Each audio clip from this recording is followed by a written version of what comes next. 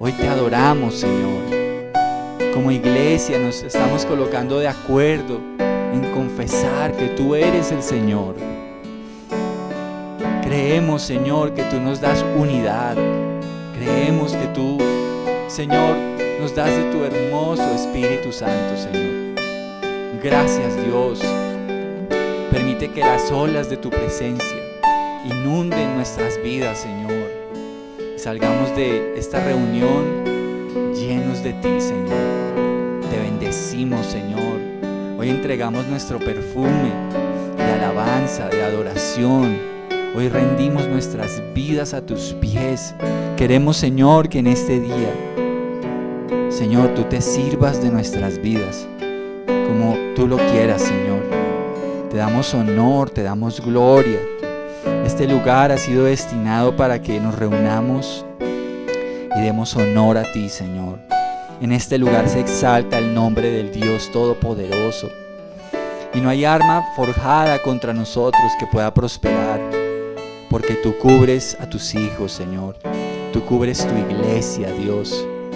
Gracias, Señor. Nos llevas de triunfo en triunfo y de victoria en victoria, Señor. Hoy queremos agradecerte por la obra de Cristo en la cruz. Señor, te adoramos, te exaltamos. Gracias por Jesús.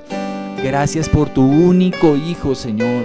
Gracias porque Él fue a la cruz por amor y nos dio vida eterna, Señor. Gracias, Señor, porque podemos caminar en paz contigo gracias a Él. Damos honor a ti, Padre, por la obra de tu Hijo, Señor.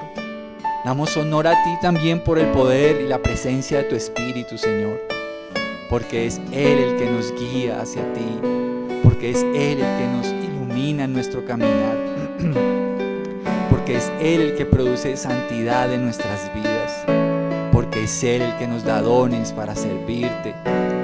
Eres tú, Señor, que dijiste que no nos dejarías solos. Y nunca andamos solos porque el Rey va con nosotros. Tú moras dentro de cada creyente por la fe, Señor. Gracias, Dios. Este lugar es solo usado para tu honor y tu gloria, Señor. Señor, nuestras vidas son tuyas, te pertenecemos. En el nombre de Jesús. Hermanos, quiero pedirles que allí de pie, por favor, abran sus Biblias en el Salmo 51. Allí de pie, porfa, vamos a leerlos.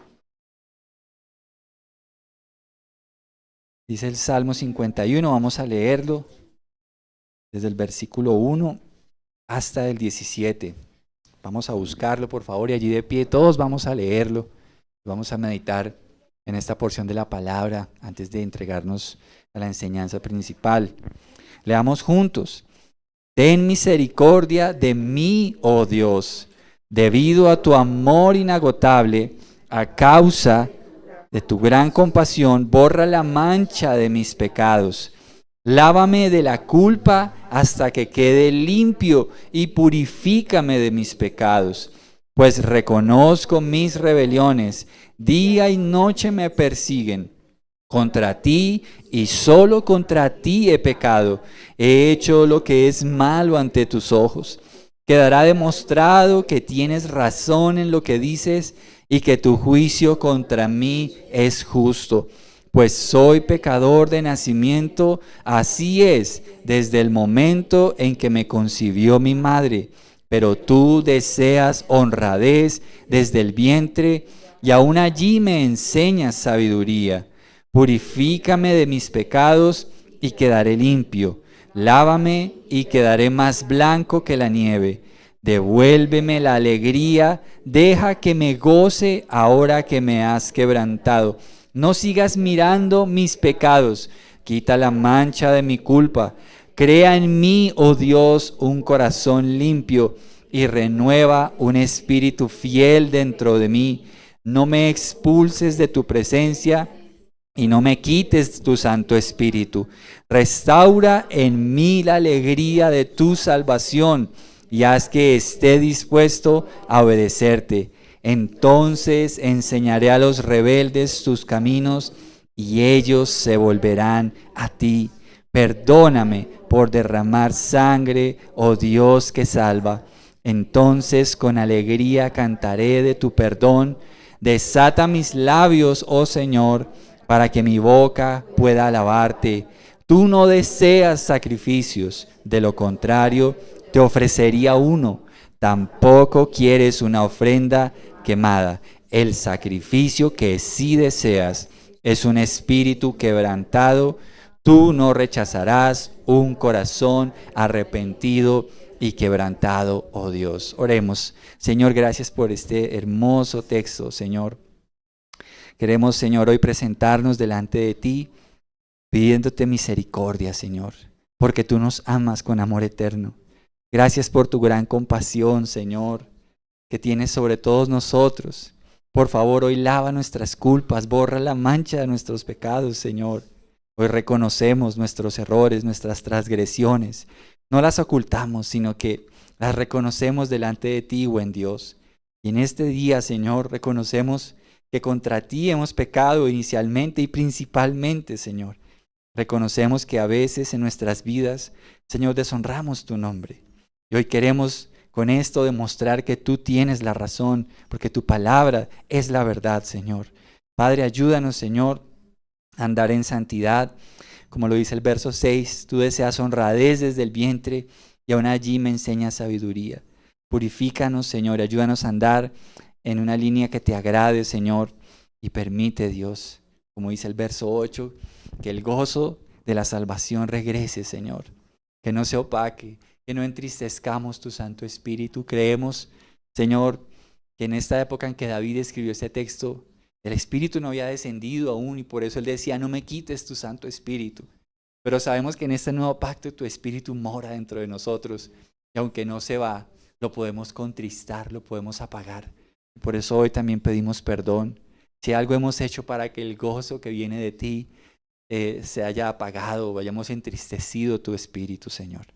Te damos gracias y, Señor, ponemos en tus manos este tiempo de enseñanza. En el nombre de Jesús, amén y amén.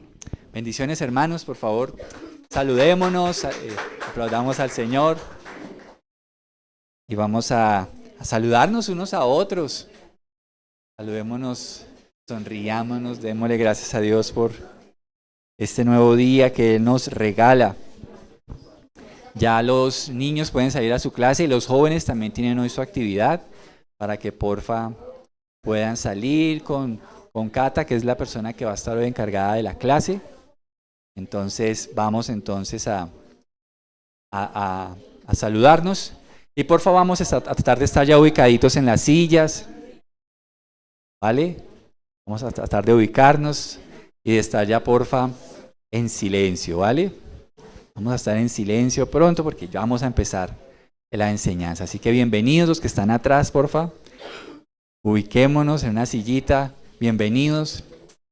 Freddy, porfa, colabórame con un lugar para Juli que necesito una silla allí cercana. Bienvenidos sean todos.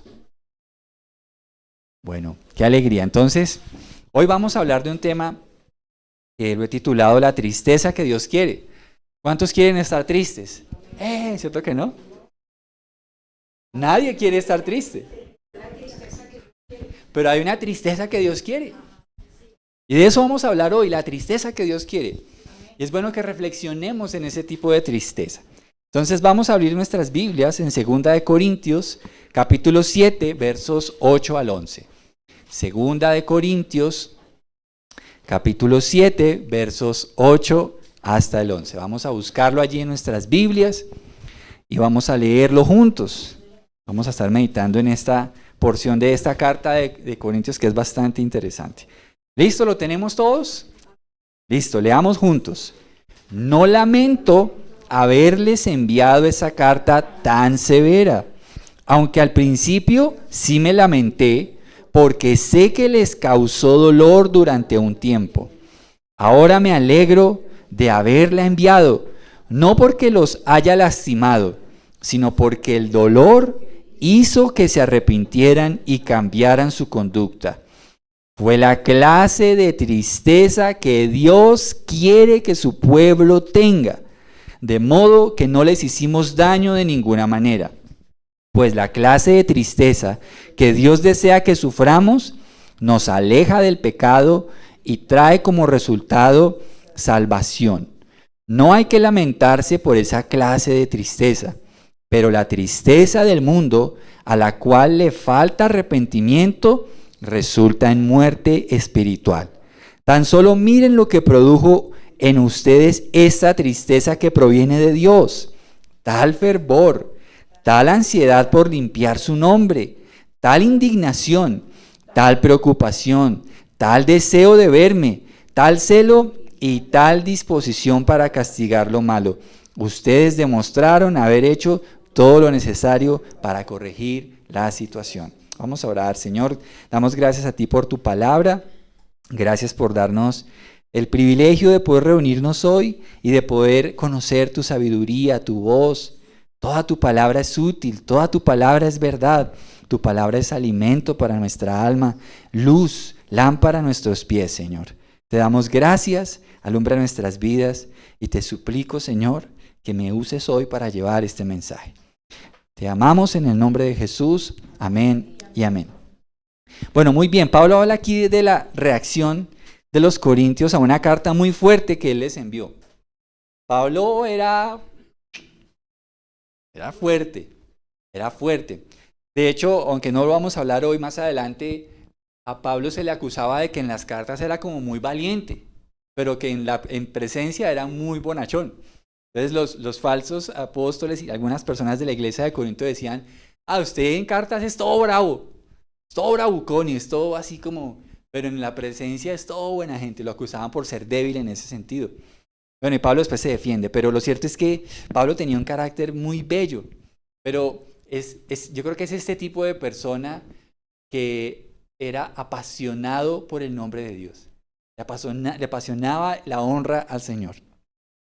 Lo misterioso de esta carta es que no aparece en la Biblia. Hay un misterio porque realmente Pablo escribió, lo que es la segunda carta de Corintios en realidad es la tercera.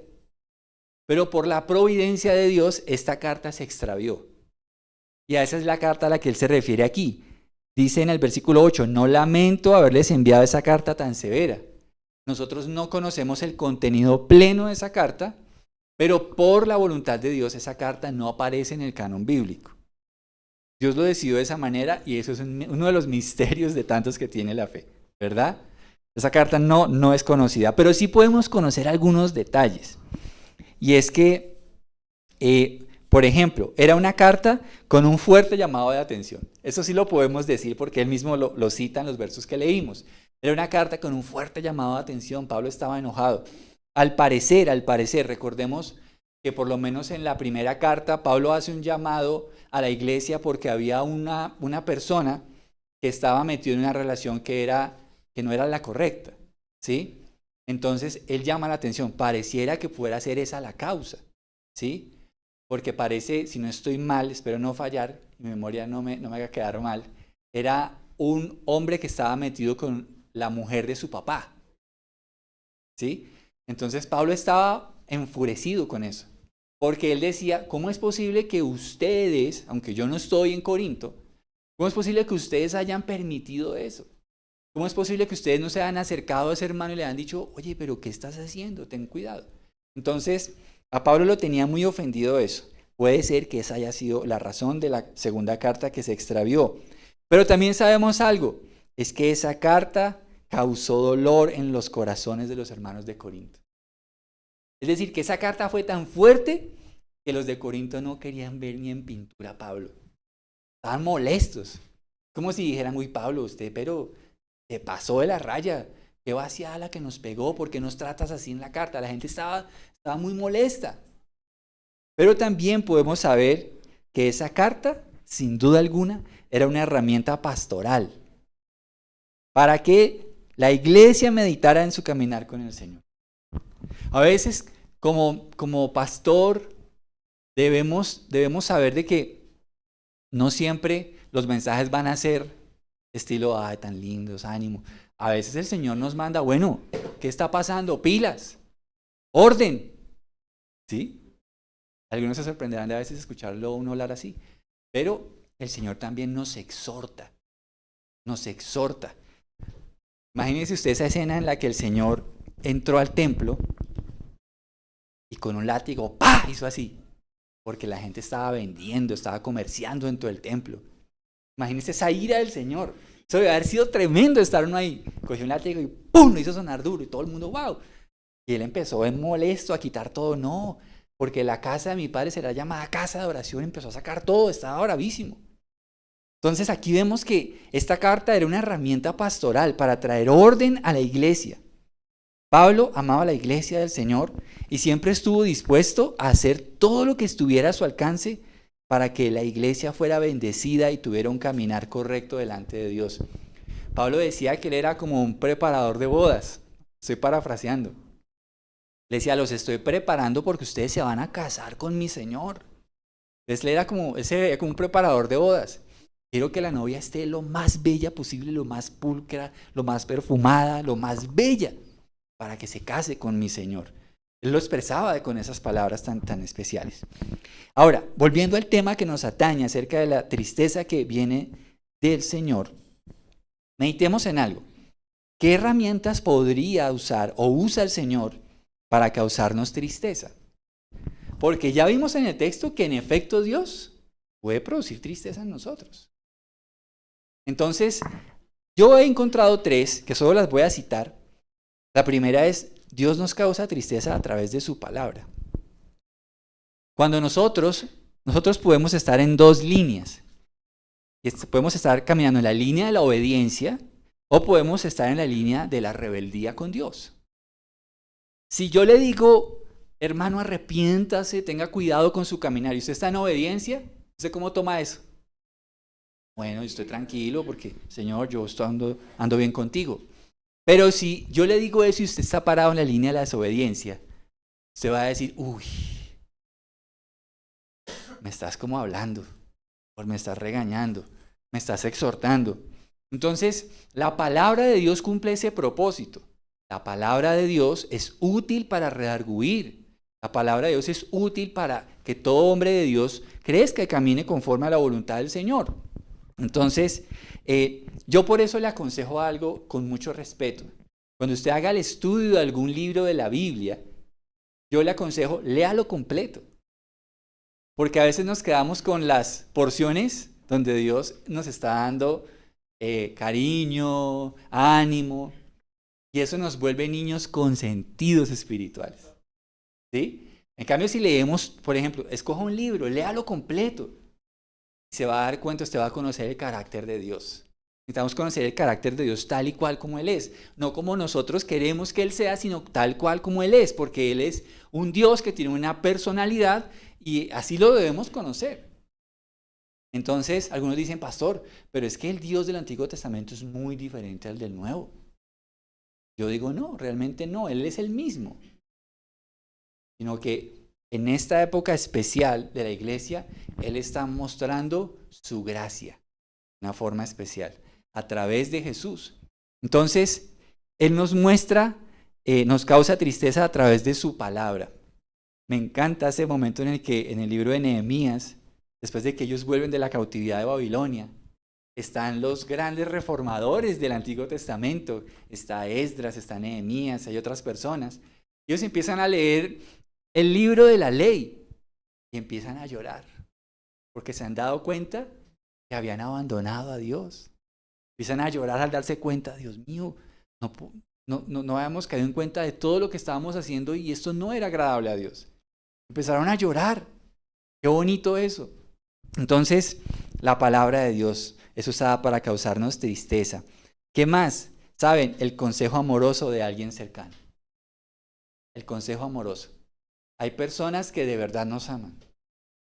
Hay personas que prefieren perder nuestra amistad con tal de decirnos algo que necesitamos oír.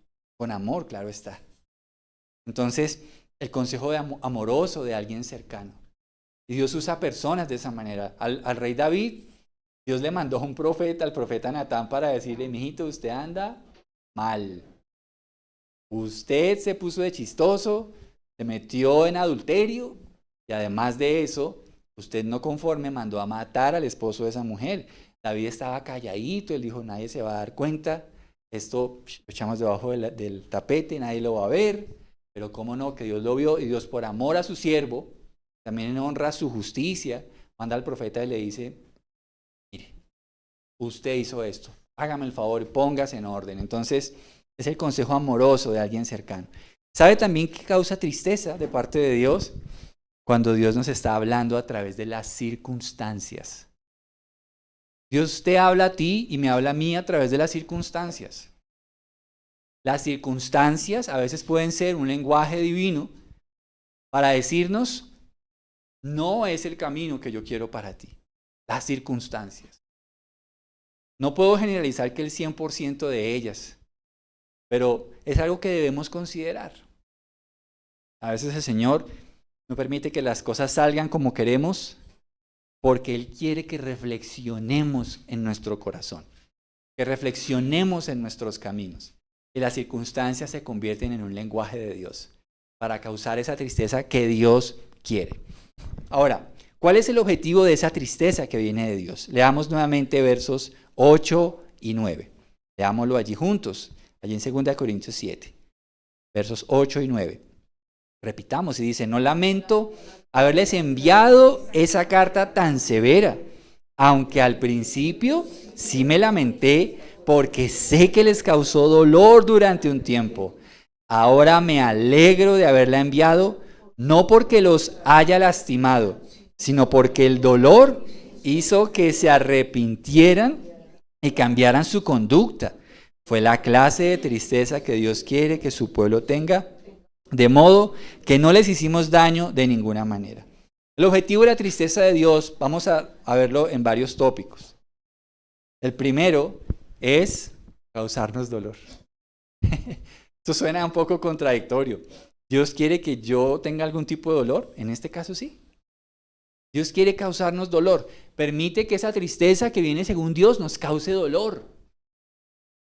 ¿Por qué? Como leímos en el Salmo que estábamos leyendo al inicio de esta reunión, el rey David decía, contra ti solo he fallado. Entonces, créame, cuando usted y yo le fallamos a Dios le causamos dolor. A Dios le causamos dolor. Jesús le dijo a esa mujer que sanó, le dijo, vete y no peques más. Y le causamos dolor. Pensemos primeramente en eso. A veces, claro, le fallamos al prójimo, pero primeramente le estamos fallando. ¿Verdad? Le causamos dolor al Señor.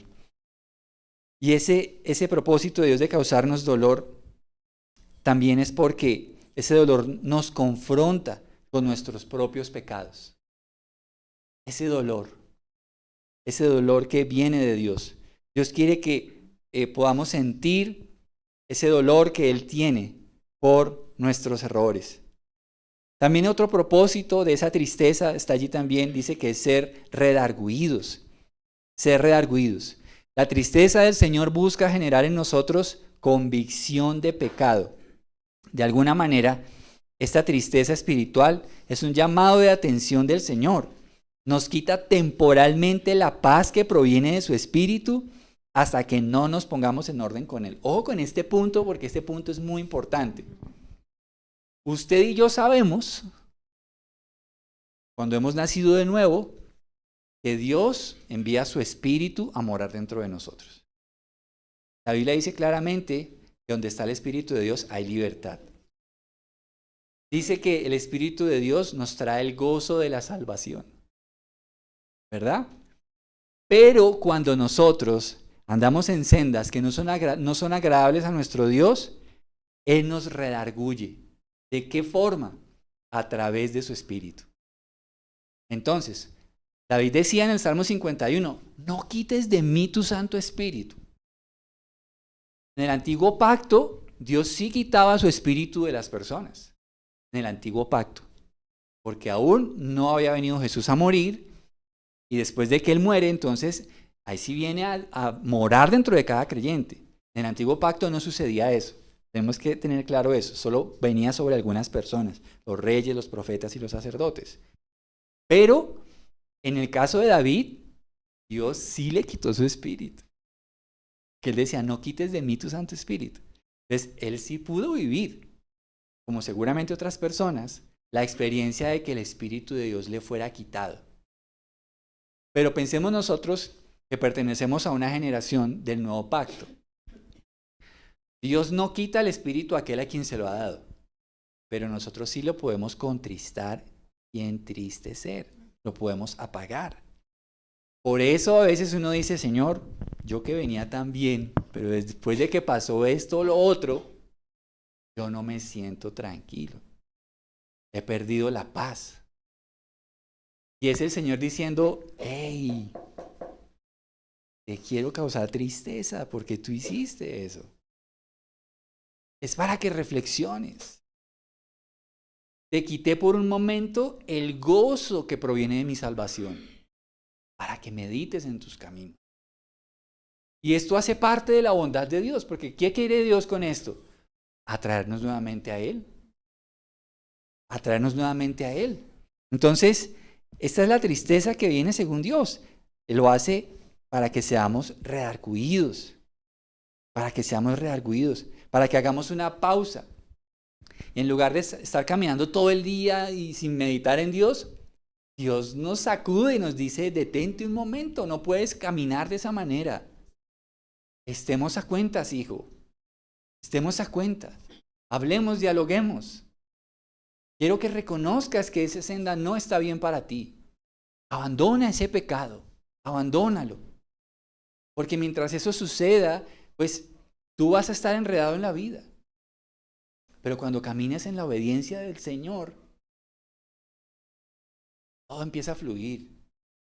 Aunque haya dificultades. Pero el Espíritu de Dios te fortalece, me fortalece.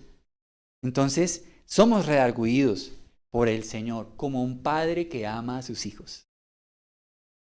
Miren, una cosa que a mí me preocupa es cuando veo padres que no disciplinan a sus hijos. Porque eso significa, lo dice la Biblia, que no hay amor por ellos. Lo dice el libro de Hebreos. Cuando Dios ama a un hijo, lo disciplina. Entonces, Dios a través de esta disciplina nos está mostrando su amor. Por eso Dios nos disciplina, por eso Dios nos redarguye. Por eso Dios permite esta tristeza que viene de Él. Para que nosotros no andemos en ese pecado, que nos hace daño, que nos separa de Dios y que a veces también nos coloca en posiciones un poco complejas con nuestro prójimo. De repente antes éramos todo alegría, después somos tristeza, se ven nuestros ojos, la gente dice, ¿y qué le pasó a Juan? ¿Por qué Juan ya no es el mismo de antes? ¿Por qué Juan ya no sonríe? ¿Por qué ya no echa esos chistes flojos que echa siempre? ¿Por qué? ¿Saben por qué? Porque a veces uno está caminando y no ha confesado. Y Dios está tratando con nosotros porque nos ama. Él está ahí siempre, hijo, no, por ahí no, ven, por favor, vuelve a mí, abandona esa senda. Pero además de eso, la tristeza según Dios busca hacernos un llamado al arrepentimiento. Porque no solo Dios nos hiere, busca que meditemos en nuestros caminos y podamos evaluar si en verdad estamos haciendo la voluntad de Dios. Aquí hay algo importante que yo quiero que reconozcamos en este proceso de tristeza según Dios. Y es que no solamente es el hecho de reconocer, sino que tenemos que aprender sabiduría de nuestros pecados. ¿En qué sentido? Debemos creer que Dios tiene un mejor plan para nosotros. Debemos creer que Dios, como lo dice el Salmo 51, para que reconozcamos que Él tiene la razón. Entonces, es un llamado al arrepentimiento, es un llamado a que, Señor, claro, Señor, yo estaba por esta senda y me puse de necio, pero yo quiero saber qué es lo que tú deseas para mí en esta área. Recuerde que la madurez y la sabiduría dentro de la vida espiritual no es cuántos versos te sepas, es cuánta Biblia aplicas a tu vida. ¿Vale? No es cuánta Biblia sepas. Ahora, no quiero decir con esto, no, el pastor dijo que no, que yo no supiera mucho porque no, sino que sí debemos saberla, pero debemos aplicarla. Eso lo dice también el escritor a los Hebreos. Entonces, ¿cuánto de eso aplicamos? Porque ¿de qué nos sirve? Pues hasta el diablo se la sabe. Hasta el diablo se la citó. Mire tan descarado el enemigo, hasta se la citó al Señor. Qué descarado. Entonces, ¿cuál es la diferencia entre saber y aplicar? Pues hay una diferencia abismal. Porque eso muestra sabiduría. Sabiduría. Entonces, cualquier cosa que yo voy a hacer, Biblia. Señor, ¿apruebas mi camino? Sí, amén. No, amén.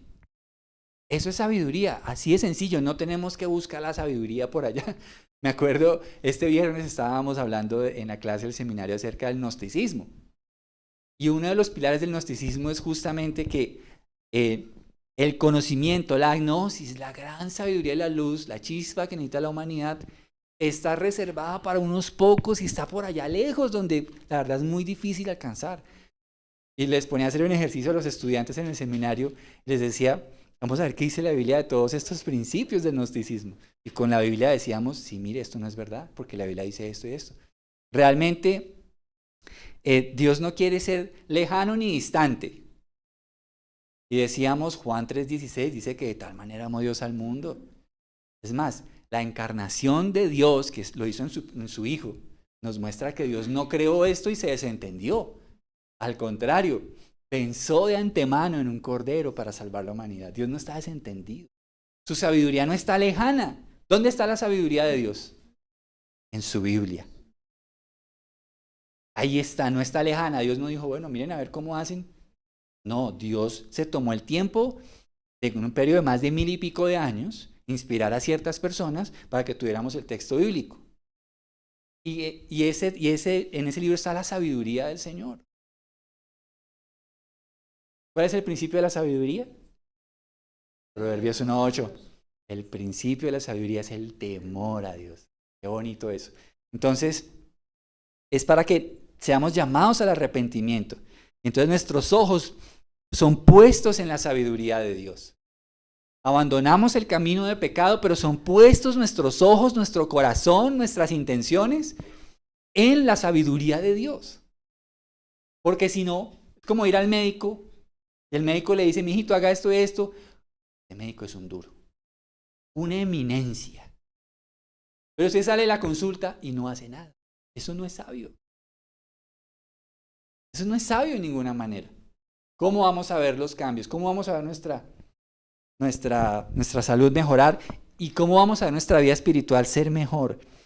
Entonces la tristeza que viene según Dios nos llama al arrepentimiento.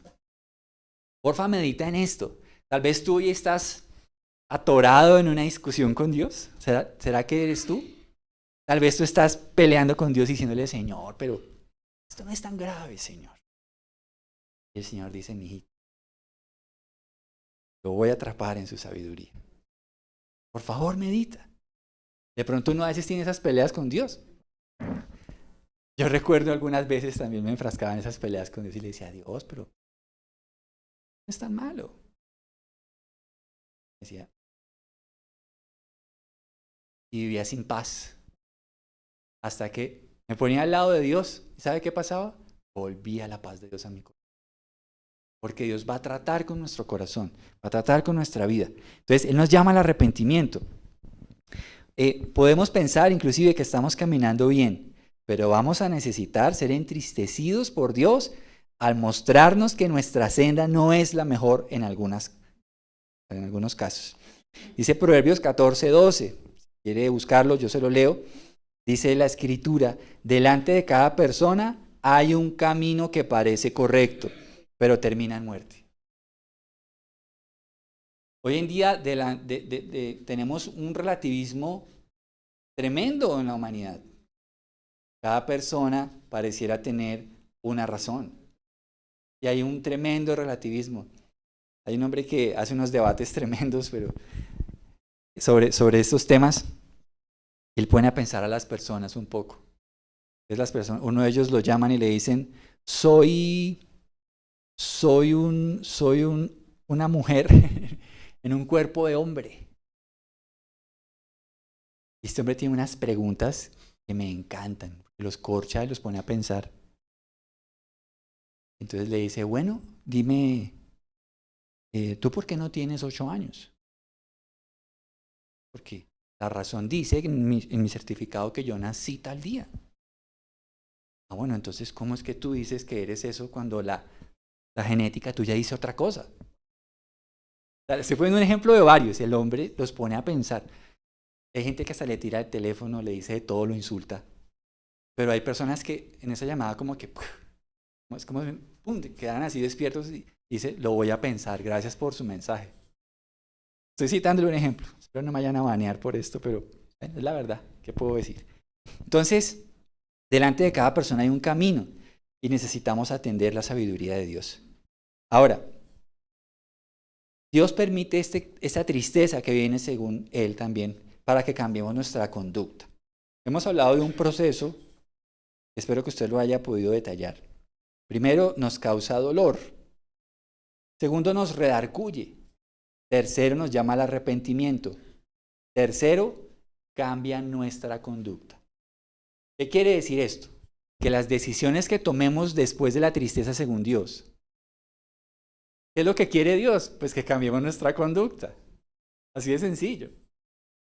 Nos causa tristeza, nos redarguye, nos hace ver nuestro error, quiere que nuestros ojos, nuestra alma sean puestas en la sabiduría de Él, pero finalmente Dios dice, ahora sí camina como yo quiero.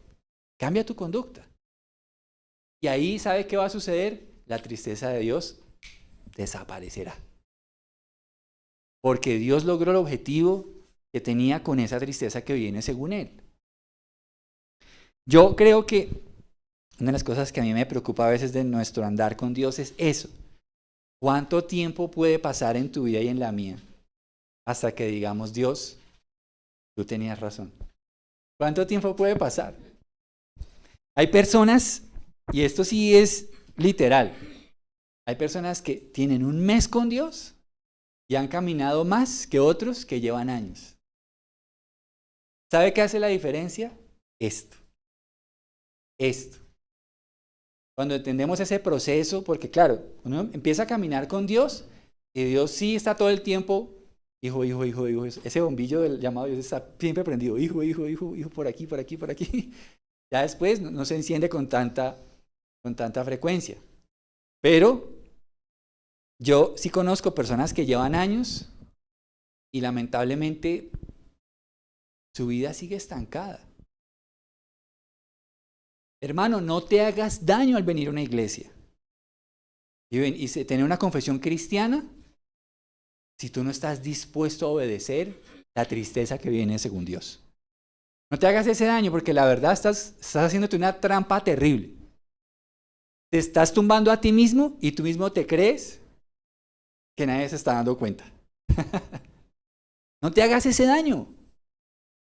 Si tú vienes a la iglesia del Señor, es más, borre lo que dije. Si tú vienes a Cristo en realidad, si tú vienes a Cristo, no te hagas el daño de venir y decir, Señor, pues muy lindo tu nombre, muy lindo todo lo que me dicen, pero yo sigo con mi vida igual. No te hagas ese daño. No te hagas ese daño. Pero si tú te propones, haz la prueba una semana, te hago ese reto. Una sola semana en la que tú digas, Señor, lo que tú digas, amén para mí. Amén. Lo que tú digas, amén para mí. Haz la prueba una semana y tú vas a ver cómo en tan solo una semana vas a caminar tanto recorrido espiritual de lo que nunca te has imaginado. A veces oramos, Señor, trae un avivamiento. Dios dice, listo, yo quiero, pero ¿dónde están los corazones dispuestos? ¿Dónde están los corazones que quieren rendirse a mi voluntad? ¿Dónde están? Hay una canción de Marcos Vidal bellísima que habla, es como un relato de un hombre que le pregunta a Dios, ¿dónde está el Dios de Elías? ¿Dónde está el Dios de esos tiempos? Y Dios en esa canción responde, bueno, ¿dónde están los hombres como ellos? ¿Dónde están? Entonces, es muy, muy interesante poder descubrir eso. Ahora, esta tristeza tiene como fin, venga, recapitulemos. Hay dos tipos de tristezas, perdónenme. Hay dos tipos de tristeza. Vamos ahí al versículo 10, 2 Corintios 7:10. Seguimos ahí en el capítulo 7, pero vamos a leer el verso 10, porque hay dos tipos de tristeza. Leámosla juntos. Pues la clase de tristeza que Dios desea que suframos nos aleja del pecado y trae como resultado salvación. No hay que lamentarse por esa clase de tristeza, pero la tristeza del mundo a la cual le falta arrepentimiento resulta en muerte espiritual. Hay dos tipos de tristeza según el texto. Número uno, la tristeza que viene de Dios, ¿cierto? Ya la vimos. Esta tristeza es terapéutica en alguna manera. Busca nuestro cambio, nuestra transformación. Esta tristeza es una disciplina divina y pone a prueba nuestra inteligencia y madurez espiritual. No debemos lamentarnos por esa tristeza, porque eso nos debe hacer ver que Dios nos ama. Gracias, Señor, porque me entristeciste. Gracias. Gracias porque me amas. Porque quieres el bien para mi vida. Pero mire la tristeza del mundo. Y esa tristeza es la que rechaza a Dios y su autoridad. Dice Pablo allí en ese verso 10, dice que la tristeza del mundo le falta ¿qué? Arrepentimiento. Podemos estar de acuerdo en que muchas de las cosas que como pueblo de Dios decimos a la sociedad, algunos dirán sí, pero no hay arrepentimiento. No hay arrepentimiento. Entonces, ¿qué pasa? No hay cambios, no hay nada de eso. ¿Y qué pasa con eso? Que aquel que no se arrepiente resulta en muerte espiritual. Es tan dramático esto que hay una porción de la Biblia en el libro de Mateo que dice, Señor, en tu nombre hicimos milagros. En tu nombre hicimos esto, en tu nombre hicimos aquello. Y dice la Biblia, y toda la palabra de Dios es verdad y se cumple al pie de la letra. El Señor ese día le dirá a muchos, ¿ustedes quiénes son? No los conozco, por favor apártense de mí. Entonces, ojo porque la tristeza del mundo se conforma con el sentirse mal, pero no hay cambios. ¿Será que dentro de nosotros hay alguien que pueda tener ese tipo de tristeza? Porque le digo, está en grave peligro. Está en grave peligro si usted está coqueteando con este tipo de pseudo vida espiritual. Ay, sí, yo voy a la iglesia, levanto las manos. ¿Su vida ha cambiado? No. Cuidado, le advierto de parte del Señor que se está haciendo un daño terrible. Y si no hay arrepentimiento, porque lo dice Pablo aquí, la tristeza del mundo a la cual le falta arrepentimiento resulta en muerte espiritual. La muerte espiritual literalmente es quedarse como la persona ha estado sin Cristo. Tristemente la noticia de este pasaje es que no ha pasado nada espiritualmente en la vida de una persona que no se arrepiente. No ha pasado nada. ¿Qué es arrepentirse? Arrepentirse es abandonar el pecado. Arrepentirse es darle la espalda a esa costumbre. Arrepentirse es reconocer que le hemos fallado a Dios y que queremos y vamos a hacer su voluntad. Eso es el arrepentimiento. Pero la tristeza del mundo es muy diferente. Rechaza a Dios. Hoy al mundo le gusta hacer la obra social. Hoy al mundo le gusta que las cámaras y los likes puedan ver, uy, yo estoy haciendo todo esto bueno. Ayer vean un programa, me olvidó quién fue que lo dijo. Ah, ya me acordé. Están hablando de este influencer, de Cosio. Jefferson Cosio decía en un programa que él recogía y alimentaba perritos. Y la presentadora del programa dijo, ya se ganó el cielo con eso. Ahora, ¿está mal que lo haga? No. Yo también lo haría. Y qué rico no ayudar a los animalitos. Bueno, para nosotros somos team gatos. Nos encantan los gatos, nos gustan y ayudamos gaticos, nos gustan. Hay otros que son perrito y gato, bueno, lo que sea. Lo cierto es que eso no nos garantiza la salvación. ¿Ok? Hoy el mundo cree que esos gestos de bondad son expresiones de, oh, va para el cielo. El santo, oh, allá va levitando en nubes. No es así. No es así. No podemos poner el concepto de la salvación en algo tan bajo, algo tan barato. No es así. No es así. Entonces, en lugar debería haber arrepentimiento. Arrepentimiento. Yo me gozo, y yo no sé por qué vengo diciéndolo tanto. Hay muchas figuras públicas que últimamente han confesado realmente que Jesús es su Señor. Me gozo. Ahora, ¿que tienen una vara más alta que nosotros? Sí. ¿Sabe por qué? Porque hay muchos ojos viendo qué hacen. Por ahí dicen que Daddy Yankee, que no es cierto, que es verdad. Hay mucha polémica al respecto. Bueno, yo espero que sí. Qué bendición que él venga a los pies de Cristo y confiese que Jesús es el Señor. Espero que él se sostenga en esa decisión. Hay otros que tristemente no les ha pasado eso. Hay gente que no voy a decir el nombre, pero espero que Dios les ayude, porque en realidad no estamos para juzgar, sino estamos para orar por ellos. Pero hay personas que han confesado y han venido cantantes cristianos, han grabado música con ellos y después hicieron la caminata de Michael Jackson para atrás. Se volvieron para el mundo. Se volvieron para el mundo. Y uno dice, qué tristeza. Pero hay que orar por ellos. Dios mío, tráelos, Señor. Que no se queden ahí incómodos. Que venga la tristeza según Dios y los haga huir de esa senda, Señor. Pero para nosotros es un poco más fácil. No quiero decir que sea fácil, es un poco más fácil. Porque tenemos una nube de testigos. ¿Van a decir que su familia, cuando usted dice que es cristiano, no está? ¿No lavó la loza? Dice que es cristiano. Uy, como tiene ese cuarto desordenado, dice que es cristiano. Uy, le presté plata y no me ha pagado, dice que es cristiano. Entonces, no crean, no nos libramos del escrutinio de la gente. Los famosos obviamente tienen mucha más gente mirándolos. O sea, tienen el peso de sus seguidores más la familia cercana y pues el pueblo cristiano, que a veces el pueblo cristiano nos damos tan duro, tan duro, tan duro. Dios nos ayude. Pero bueno, entonces esta tristeza tiene como fin la perdición eterna. ¿Sabe por qué? Porque se niega voluntariamente a darse una oportunidad con Dios y rechaza el llamado al arrepentimiento que el Señor le hace. El Señor todos los días está llamando a la humanidad al arrepentimiento. Todos los días, de muchas formas el Señor le está hablando a la humanidad, vuelvan a mí, miren la cruz, miren mi hijo, los amo, quiero salvarlos, quiero darles una nueva vida. El Señor todos los días nos está hablando algo. Finalicemos con algo. ¿Cuál fue la respuesta entonces de los corintios a esa tristeza? Leamos el verso 11. Quiere decir que esta tristeza surtió efecto. Miremos el versículo 11. Tan solo miren lo que produjo en ustedes esta tristeza que proviene de Dios.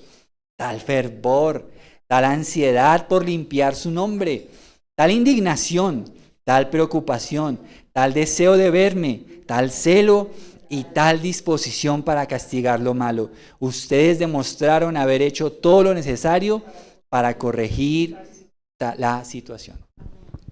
Surtió efecto. O sea, la tristeza según Dios surtió efecto en la iglesia de Corinto. Surtió efecto. La iglesia de Corinto es una iglesia que tiene cosas que a mí me parecen muy chéveres. Cosas pues malas que obviamente hay que revisar, pero cosas muy lindas. Y es como, yo pienso que esta era una iglesia muy parecida como a Pedro, como muy fervoroso, sí, amén, gloria a Dios. Pero de pronto, pum, caían en unos vacíos como que, ¿qué le pasó a la iglesia? ¿Sí? Ese mismo que dijo, Señor, nunca te negaré, Pedro después lo negó. Ese mismo Pedro fue el que dijo, Señor, no des tu vida, y el Señor lo trató a él como Satanás. Le dijo, apártate de mí, Satanás. Entonces, yo miro la iglesia de Corinto y tiene cosas que me parecen sorprendentes. Fue el modelo que Dios escogió para mostrarnos cómo operan los dones en una iglesia así. Dígame si eso no es misericordia de Dios. Dios escogió a esa iglesia. Pablo dice que ellos tenían todos los dones. Los elogiaban los primeros capítulos de Primera de Corintios, los elogiaba por eso. Ustedes están llenos de todos los dones, de toda virtud, pero más adelante estoy bravo con ustedes, porque ustedes han permitido que ese hombre haga eso y ustedes no han hecho nada. Es muy bello descubrir cómo Dios nos trabaja con nosotros a pesar de nuestras imperfecciones. Por eso, si a usted le han dicho que ser cristiano es ser perfecto, yo le digo, sí, no. Le digo sí porque Dios dice que busquemos la perfección en Él. O sea, no es que nos entreguemos y nos rezaguemos a que, bueno. Pero le digo no porque eso solo lo vamos a lograr en la eternidad. Pero mientras somos de Dios, el Espíritu de Dios nos está transformando. Dice 2 Corintios también, que nos renueva de día en día y que su Espíritu nos lleva a ser conforme a la imagen del Señor. Eso es lo que el Señor está plasmando en cada uno de nosotros. Entonces, mis hermanos, esa es la tristeza según Dios. ¿La ha experimentado alguna vez? ¿Le ha pasado alguna vez? ¿O está usted en la tristeza del mundo? No me diga amén porque solo lo sabe usted. Espero que no. Y si eso llega a ser así, prontico, huya de eso. Porque hoy es el día de la salvación. Hoy es el día. La tristeza que es del mundo, ya sabe todo, pero no se niega a arrepentirse. ¿Será que de pronto alguno de nosotros está allí? Pero hoy es un día hermoso, porque hoy el Señor nos llama a su arrepentimiento. Que vengamos a Él. Vamos a orar. Señor, te damos gracias por darnos este mensaje, Señor. Hoy, Dios mío, te agradecemos si hemos sido entristecidos por ti. Aun si en este momento estamos pasando por una tristeza que proviene de ti, porque tú, Señor, quieres causar en nosotros esa reflexión que nos lleva a ti, Señor. Bendito Dios, gracias, porque hay muchas formas que tú usas para hacernos reflexionar tu palabra. Por eso insistimos. Biblia cerrada, estaremos caminando por sendas peligrosas, pero cuando la abrimos, tu voz nos habla, Señor. Háblanos y úsala también para que si en algún momento estamos por sendas indebidas, tu tristeza venga a nuestro corazón para cambiar. Gracias también por los consejos amorosos de personas que son temerosas de ti. Ponlas también en nuestro camino, Señor, porque a veces nosotros tenemos caminos que nos parecen buenos, pero su final es camino de muerte. Gracias porque también nos hablas a través de las circunstancias.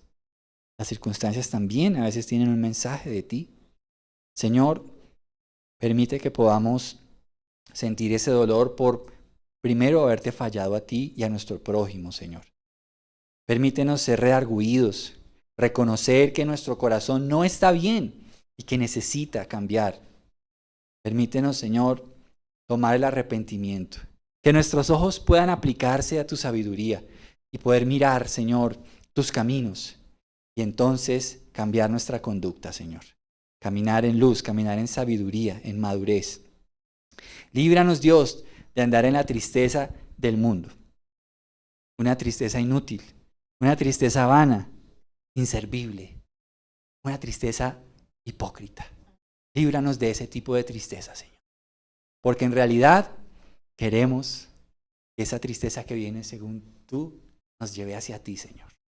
No queremos caminar en esta vida sin ti.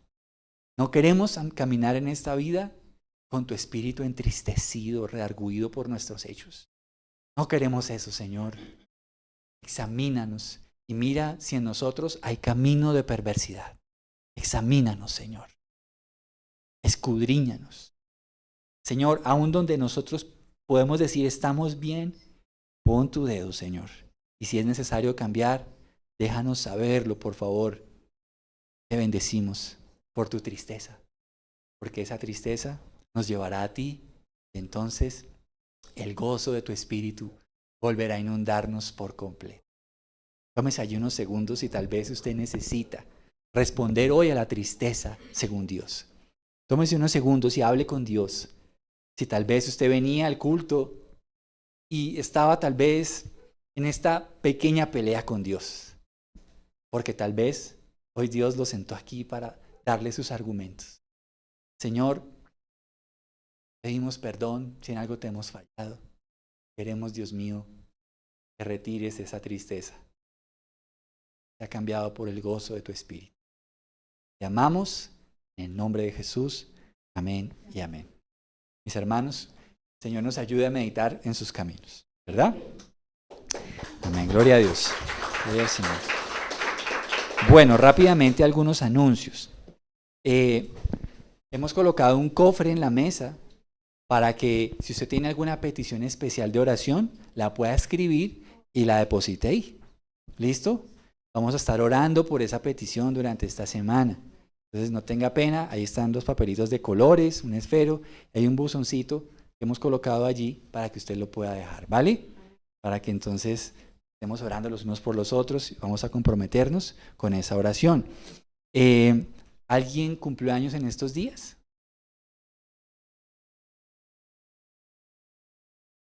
¿Nadie? Okay. Hoy se salvaron de escuchar mi hermosa voz. Entonces hoy no hay unos cantos de cumpleaños. Y recordarles la reunión del miércoles. Quiero agradecerles, las personas se están conectando. Y no lo hagamos porque me cumplan a mí. Hagámoslo porque es un hábito espiritual. ¿Listo? Es un hábito espiritual. Entonces, reunámonos.